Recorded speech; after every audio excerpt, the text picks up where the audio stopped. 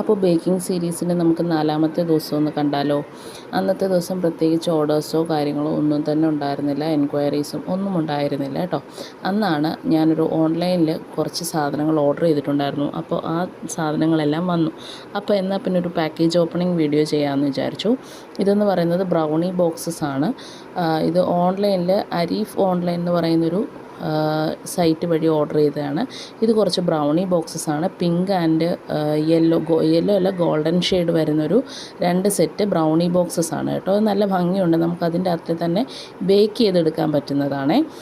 പിന്നീടുണ്ടായിരുന്നതെന്ന് പറയുന്നത് സിംഗിളായിട്ടുള്ള brownies കൊടുക്കാനായിട്ടുള്ള brownie boxes ആയിരുന്നു ഇത് ചെറിയ നമുക്കൊരു ഓഫറൊക്കെ ഇടുമ്പോഴത്തേക്കിന് ഇടാനായിട്ട് വെച്ചിരുന്നതാണ്.